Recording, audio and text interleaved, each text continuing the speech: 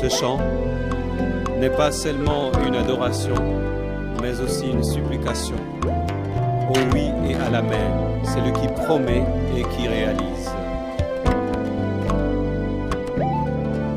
Tango yango yo, tango molimo.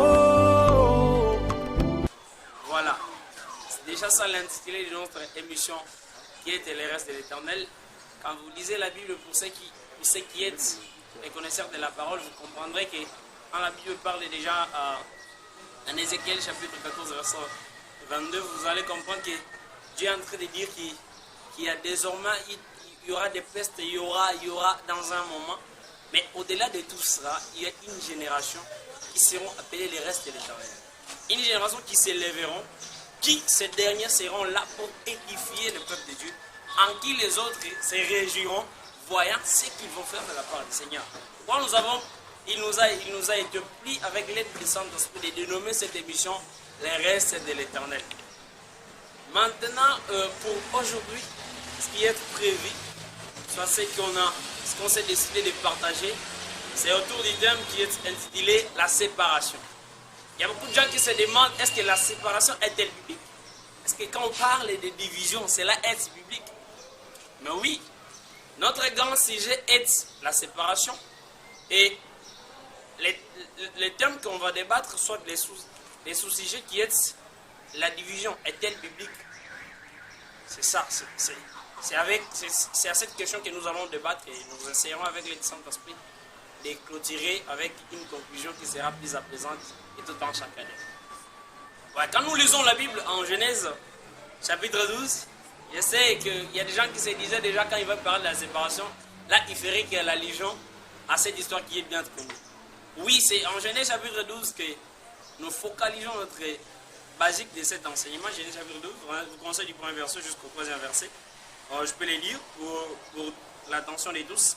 L'Éternel dit à Abraham, va-t'en de ton pays, de ta patrie et de la maison de ton père, dans le pays que je te montrerai. Je ferai de toi une grande nation. Je bénirai ceux qui t'aiment, je bénirai, tu seras grand, je ferai ton nom grand, et tu seras une source de bénédiction. Je bénirai ceux qui te béniront, je maudirai ceux qui te maudiront. Et toutes les familles de la terre seront bénies en toi. Voilà, je vais faire un parallélisme avec aussi Genèse toujours, chapitre 13. Cette fois-ci, je lis les 14 jusqu'au 15e verset. Qu'est-ce que la Bible dit?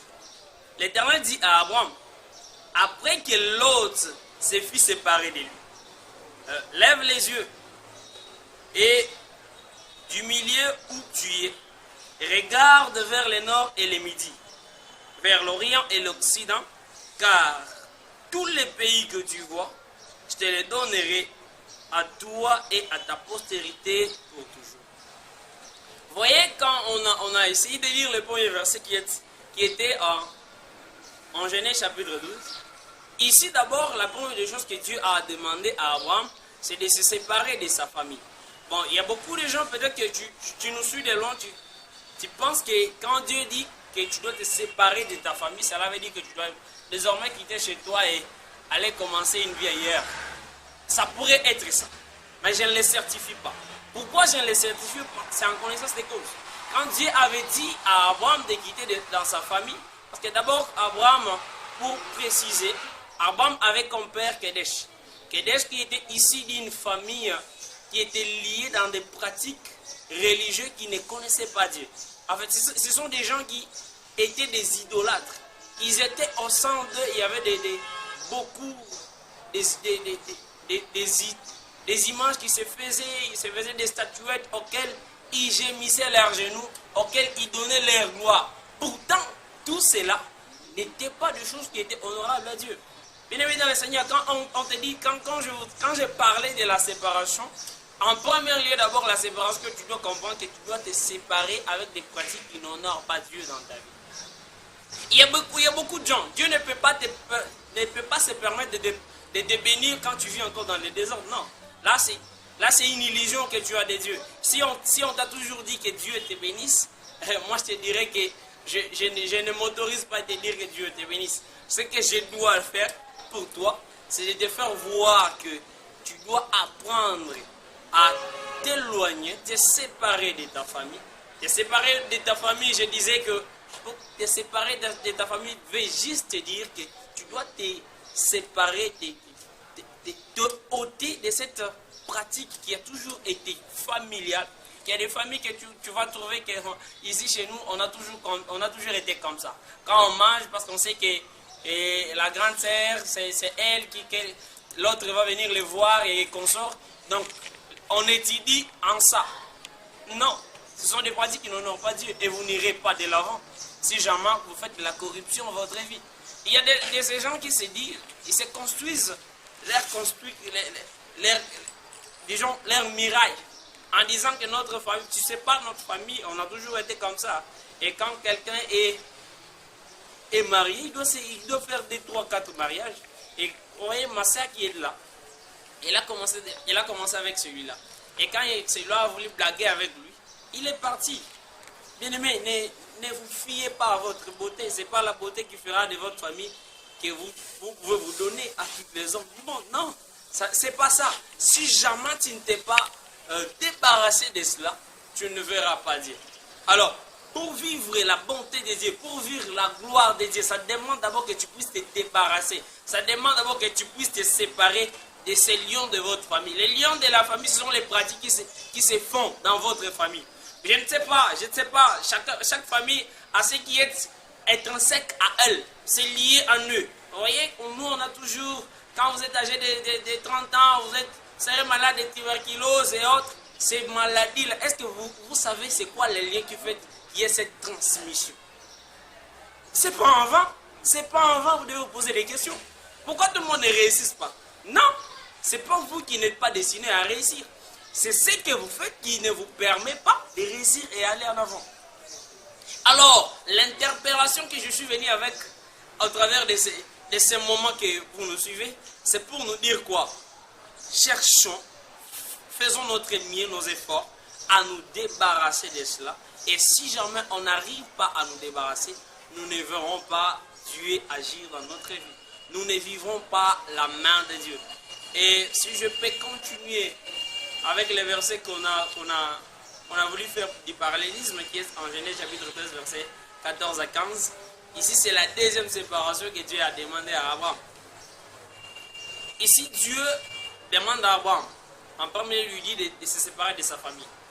Mais il y a une chose qu'Abraham n'a pas compris, que Lot était aussi membre de sa famille. Moi, je considère comme ça. Parce que quand Dieu te dit, sépare-toi de ta famille, cela ne veut pas dire que tu dois avoir quelqu'un que tu aimes le plus. Comment l'interpréter? Parce que je te pose déjà des questions. Comment il peut dire de ça? Non. Il y a des moments où on se décide de suivre le Seigneur.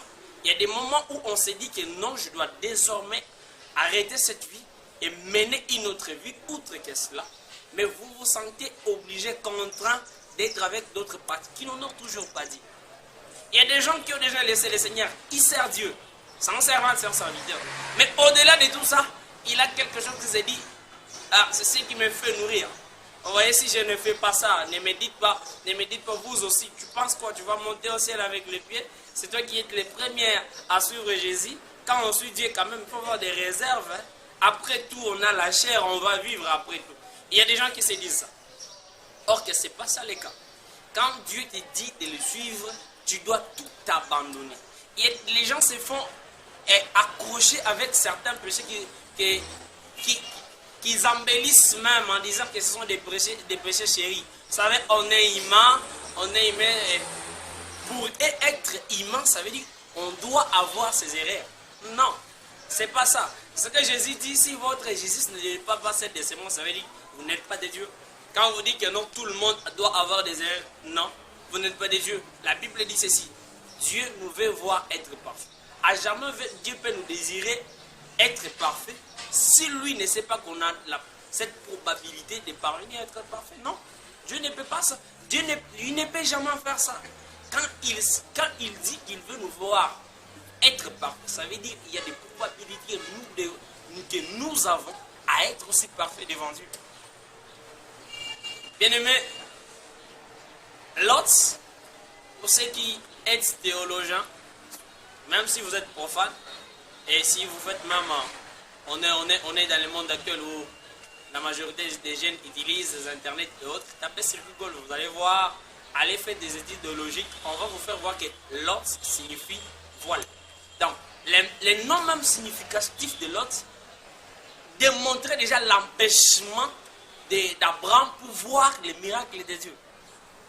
Ma soeur, si déjà tu te dis chercher le mariage et que tu as 2, 3, 4 copains avec qui te dit que je regarde, que j'essaie de vérifier, l'autre là, ben, en fait, il paie, bon je sais pas, on ne sait pas qui est-ce que l'avenir peut souffrir avec lui. Non, vous ne verrez pas Dieu. Vous ne verrez pas Dieu.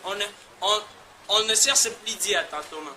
Et on cherchait à tâtonnant, mais on a déjà un Christ qui est à nous, qui est la vérité. C'est lui le chemin que nous devons suivre.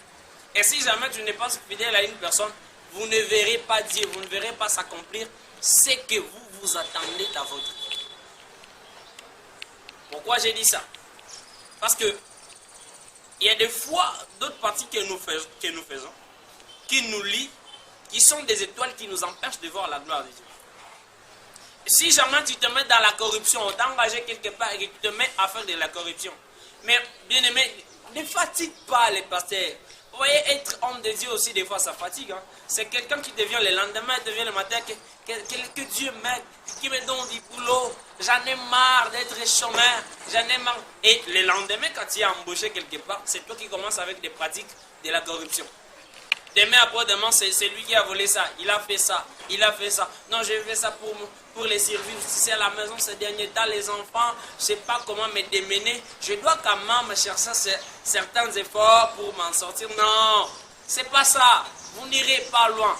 Vous voyez, et des fois, j'ai toujours dit que quand quelqu'un commet les péchés, ça lui donne le plaisir, mais jamais le bonheur. Ouais.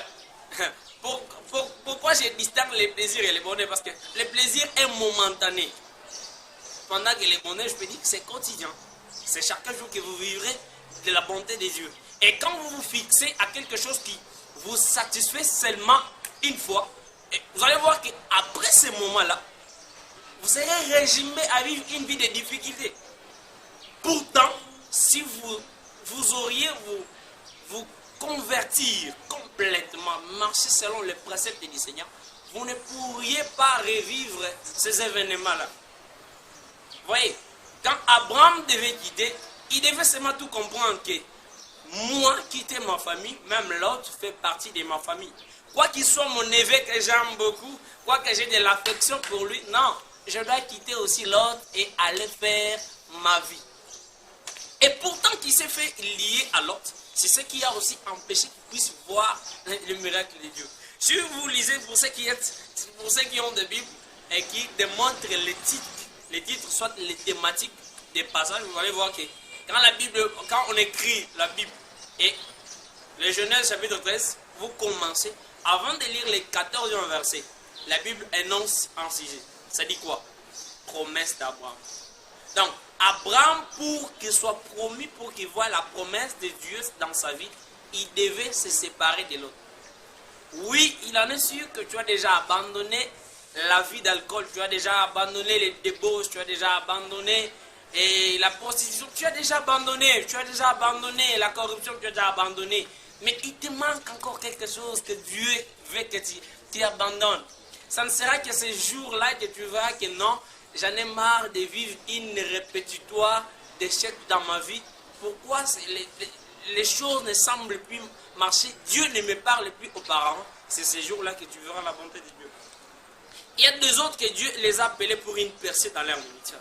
Mais quand il voit déjà les miettes autour de lui, et il voit quelqu'un, il voit de l'autre côté, il se dit, bon, voilà, là je suis au top.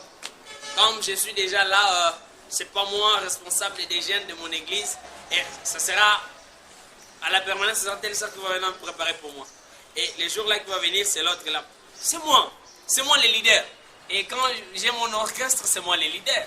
Vous devez comprendre que c'est moi le leader. Il y a même des gens qui se battent la poitrine. Je me souviens d'un enfant qui me disait un jour, frère, c'est quoi? Bon, laisse-moi prendre un peu de l'alcool. Hein. Dieu m'en a déjà pris tout mon temps. Je dis, frère, toi tu prends de l'alcool, tu me dis que Dieu t'a pris de l'entendre. Oui, oui, mon frère, tu sais, j'ai amélioré moi, c'était pas ça ma vie. Et il demande qu'est-ce qui était ta vie. Il me dit, moi ma vie c'était passer des nuits dans les boîtes de nuit, toujours au restaurant, toujours au bar. Mais aujourd'hui, au moins Dieu, pour Dieu, j'ai sacrifié mon temps que je devais passer pour me réjouir. Je viens à l'église, je joue aux batteries, je joue au clavier, je chante pour Dieu. Et vous voyez que j'ai déjà fait les grands pas de ma vie. Je lui ai dit, mon frère, c'est pas ça que Dieu attend de toi. Dieu n'attend pas les grands pas, mais il veut que tu en finisses avec.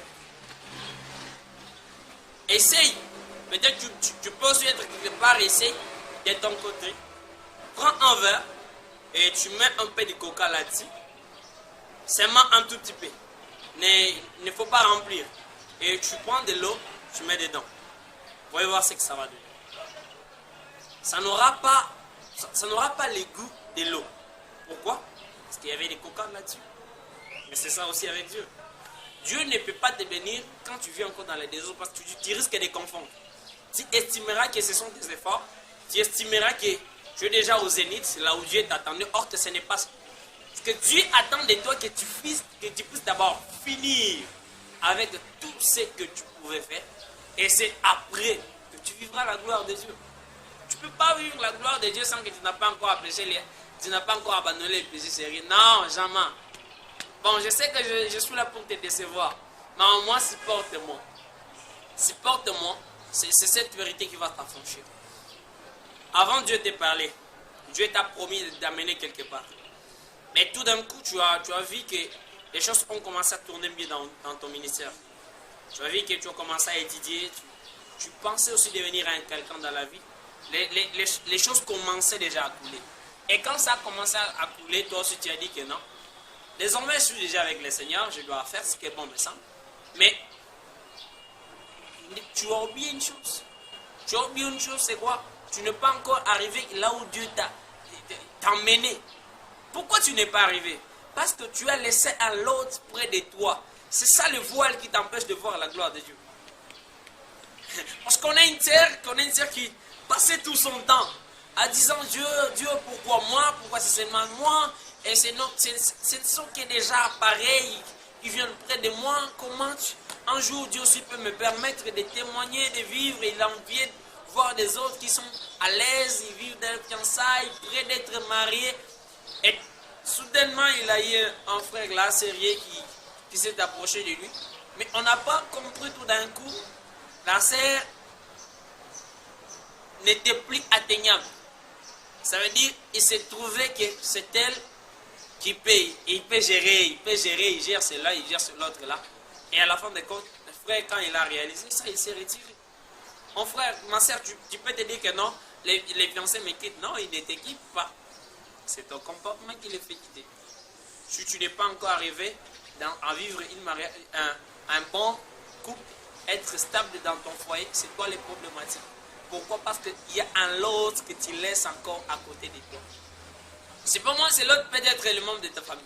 C'est l'autre peut-être les gens avec qui tu partages. Mais tu dois apprendre à t'en débarrasser d'eux.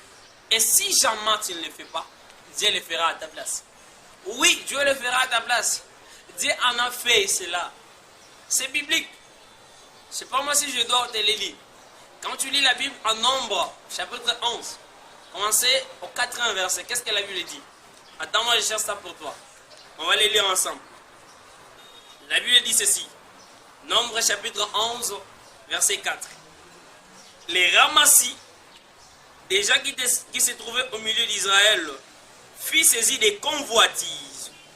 Et même les enfants d'Israël recommencèrent à pleurer et dire: qui nous donnera de la viande à manger?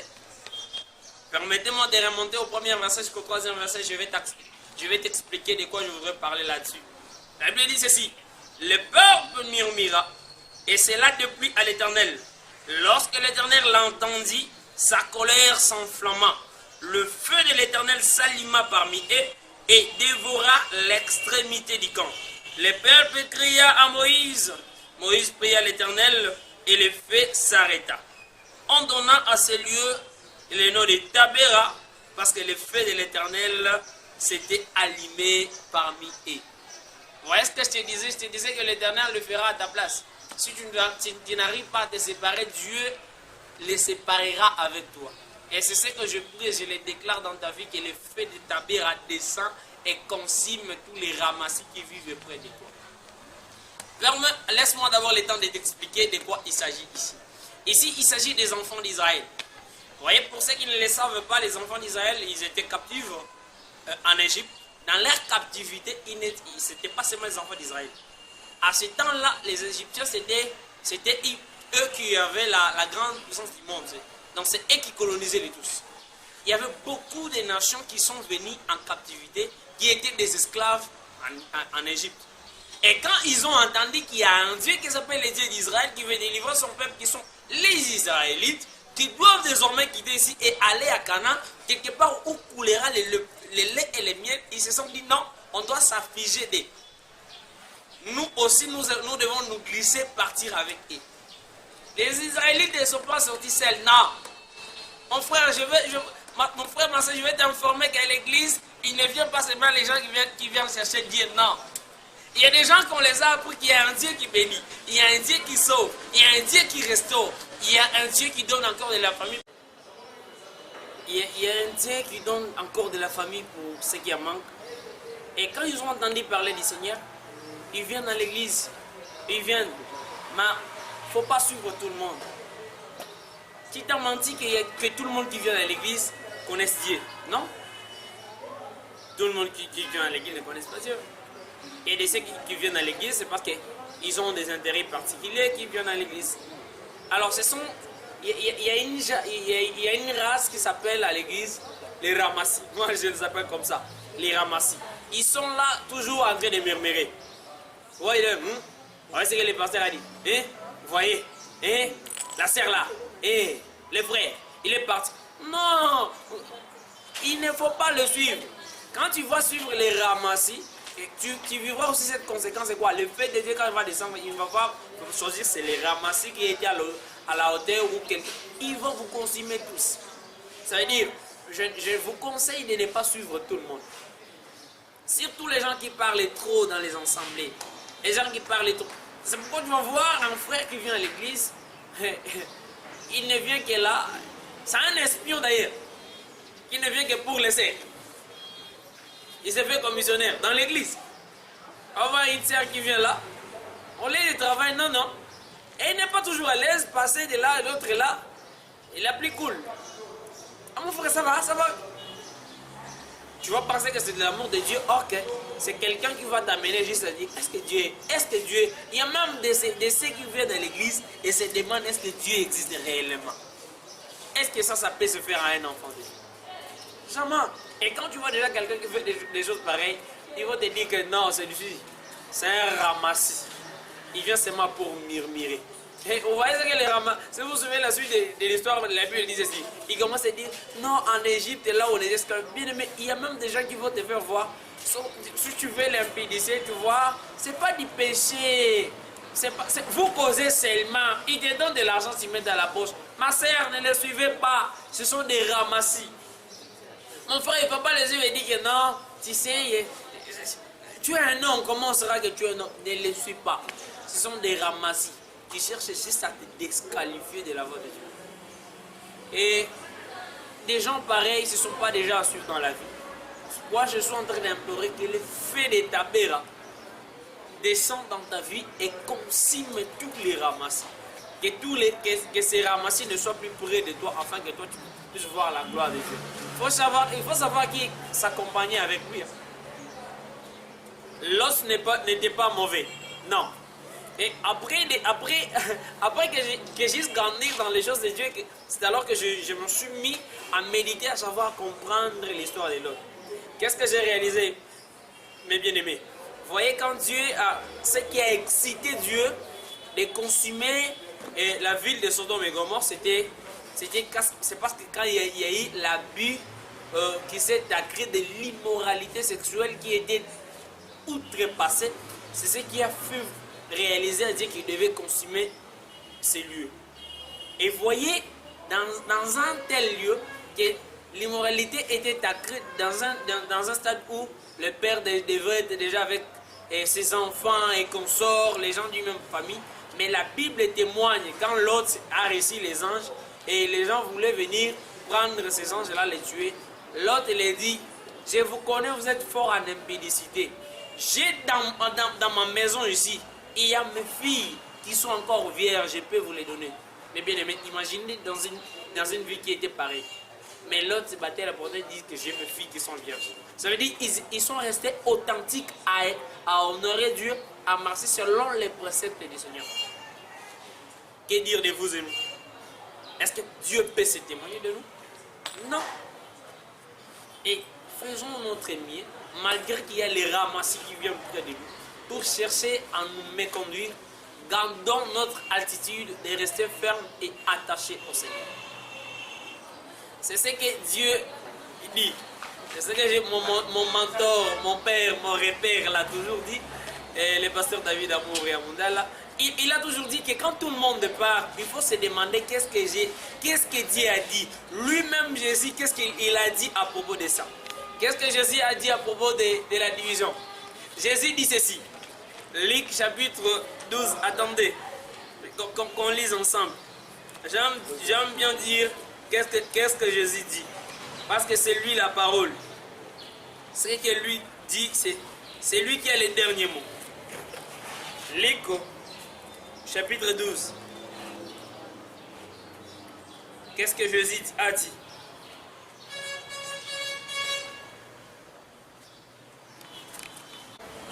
Luc chapitre 12, verset 49 jusqu'à 53, je le lis. La Bible dit ceci. Je suis venu, j'étais en feu sur la terre. Et qu'ai-je désiré? S'il est déjà allumé, il est en baptême dont je dois être baptisé. Et combien il m'est tard qu'il soit accompli. Pensez-vous que je sois venu apporter la paix sur la terre? Vous voyez ce que Jésus dit? Non, vous dis-je, mais la division. Car désormais 5 dans une maison seront divisés, 3 contre 2 et 2 contre 3. Les pères contre les fils et les fils contre les pères. La mère contre la fille et la fille contre la mère. La belle-mère contre la belle-fille et la belle-fille contre la belle-mère. Vous voyez la raison, Jésus justifie le pourquoi de sa mission sur cette dame. C'est pas moi qui le dis, ne l'interprétez pas autrement. Je viens de lire la parole de Dieu, c'est la Bible qui le déclare. Il dit que je suis venu allumer la feu. Donc le fait que Dieu est venu allumer, c'est une feu de division. Pour diviser, s'il y a au sein de notre famille des gens qui n'honorent pas Dieu, désormais on ne doit pas cohabiter ensemble. Parce que vous voyez, il y a d'autres choses qu'on fait pour plaire aux hommes. Je le fais pourquoi ça va les léser. Que pourrais-je faire? Autrement, quand on était encore novice dans la vie chrétienne, on s'est dit, moi je faisais d'autres choses. Je me dis, moi, je ne suis pas des natures des gens à festoyer à tout moment. Et quand les gens doivent festoyer, je trouve tout ce qu'ils font, ça ne concorde pas, ça n'honore pas Dieu. Alors je me disais, c'est pas même utile d'en fêter. Mais quand ils faisaient cela, j'étais contraint de le faire. Pourquoi? Parce que ce sont des gens que j'habite ensemble. Pourquoi ils doivent trouver toujours que je suis autre? Ce que moi je vais seulement les contraindre de me suivre. Or que ce n'est pas le cas. Vouloir apaiser, soit faire plaisir aux hommes, j'ai désobéissé à mon Dieu. Et quand j'ai réalisé ça, je me dis non. Si Jésus était venu, c'est pour nous séparer même avec les gens de nos familles. Ce que je m'aimerais te dire, même s'il y a des pratiques qui se pratiquent dans votre famille, habitez dans une même maison. Je ne te dis pas de les quitter, mais ayez des comportements qui vont vous démarquer, qui justifiera que non, ceux-là sont au Seigneur et les autres là ne sont pas au Seigneur. C'est ça le venir du Seigneur. Je ne te dis pas de t'éloigner de ta famille. Non, je ne torture pas la parole de Dieu. Je te l'explique facilement avec cette petite compréhension que le Saint-Esprit nous a aidés, afin qu'on soit ensemble sur le même pied à comprendre que si Jésus est venu, c'est pour apporter les faits. Et c'est dit, il ne peut se réjouir que quand cette feu est allumé. Et ce qui va justifier que ce feu est allumé, c'est quand ça va nous débarquer. Les gens d'une famille les autres sont de l'autre côté, les autres sont de l'autre côté. Nous appartenons au Seigneur et il faut c'est que bon l'air ça. Ça les regarde. Mais nous, on se confie à notre Dieu. Voilà, vous avez été nombreux à nous suivre. Je me récité à faire un appel. L'appel que je fais, c'est pour appeler quelqu'un. Quelqu'un qui consent qu'il doit totalement donner sa vie au Seigneur parce qu'il doit voir les promesses de Dieu. Il doit se séparer vraiment de ces péchés qui restent encore. Et que les autres appellent les séquelles de la folie, les séquelles du monde dans lui. Vous voyez, quand je sens ça, ça me donne toujours des chairs de poule, de revivre vraiment ma vie ancienne. C'est ça que Dieu t'attend, de ne plus s'attacher à ça. Parce qu'il y a quelqu'un, on va prier ensemble, nous recommander entre les mains du Seigneur pour voir désormais le miracle de Dieu. On va implorer les faits des Tabera. On va incliner nos têtes et dans la prière, nous allons prier. Et ton Dieu de gloire, te rendant grâce, nous disons merci. Mais des temps et des circonstances, il a été trouvé mieux à tes yeux qu'en ce moment que nous puissions partager avec mes bien-aimés frères et sœurs qui, au travers de ces moments, faire réaliser que dans notre vie, pour voir ta gloire, nous devons nous séparer de l'idolâtrie, nous devons nous séparer de nos familles qui nous attachent, qui nous lient dans des pratiques qui ne t'honorent pas, Seigneur. Seigneur, voici ces cœurs qui viennent par devant toi, Yahweh, qui se consacrent, qui se décident de t'appartenir. Mon Dieu, je suis en train d'implorer que les feux qui étaient descendus à Tabera pour consumer, Seigneur, cette race de ramassis qui venait les disqualifier, les ôter dans ta présence, mon Dieu, que ces feux ils descendent également de la vie de mon frère, ma soeur, et enfin de les éloigner de toute mauvaise compagnie qui vient les égarer de ta présence, qui vient les égarer de pratiquer ta parole. Mon Dieu, que ces feux descendent et agissent au nom puissant du Seigneur Jésus-Christ sans arrêt. Seigneur, glorifie-toi en nous. On a besoin de vivre les fruits des esprits en nous et non le plaisir des sermons. Seigneur, nous voulons t'honorer. Le roi de gloire, je sais que les prendre une décision, c'est quelque chose qui est à la légère. Il y a un frère, il y a un ennemi qui me suit au travers de ses visions. Il a déjà pris des décisions, Seigneur, mais il ne comprend pas revenir toujours à ses mains péchés, revenir toujours à ses erreurs. Seigneur, cette fois-ci avec toi, l'aide du Saint-Esprit, amène-lui dans une dimension où il vivra parfaite et complètement ta gloire, où ta présence se fera réaliser dans sa vie, où désormais il va marcher de ne plus revenir en avant, il ne va plus regarder en arrière comme la femme de l'autre, de peur qu'il soit égaré de compétition. Seigneur Jésus, tiens-nous fort d'arriver jusqu'au bout dans le nom de Jésus. Amen. Voilà, comme on le disait déjà depuis avant, la mission Le Reste de l'Éternel sera toujours diffusée au travers de notre chaîne de télévision Espoir TV. Nous serons là chaque lundi, jeudi et samedi à partir de 18h à 18h30. Pendant ces moments-là de 30 minutes, nous serons là pour partager de la part du Seigneur. Je le disais tantôt, je suis votre bien-aimé Michel Héritier Kiliboisi. Je suis évangéliste en simple instrument du Seigneur. Nous œuvrons au sein de la communauté Cité Shalom, où nous avons la charge d'encadrer la jeunesse. Nous sommes responsables de la jeunesse au sein de l'église de Shalom, sous la houlette de mon pasteur, le révérend Légiste Moukeni, qui est le pasteur responsable de l'église, à qui je salue, et qui est aussi sous la conduite de notre patriarche, notre mentor, repère, membre, le pasteur David Amour Amundala, qui est le représentant légal de la communauté. Vraiment, nous sommes là, les bras ouverts à servir Dieu. Ceux qui veulent nous contacter, notre numéro de contact c'est plus 243 82 711 41 82. Je disais plus 243 82 711 41 82. Ce qui vient nous écrire dans les réseaux sociaux, notre page officielle Facebook c'est Héritier Kiliboisi Michel. Sur Instagram aussi nous y sommes. Vous voulez nous écrire sur Instagram, là c'est Michel Héritier Kiliboisi. Je disais Michel Héritier Kiliboisi. Et sur YouTube, nous y sommes également. Notre chaîne YouTube est dénommée Ekim TV. qui vous êtes flashés sur votre bande de gras et Kim TV. Abonnez-vous massivement. Nous partageons toujours de la part du Seigneur. Et que Dieu vous bénisse. À la prochaine. Soyez avec le Seigneur.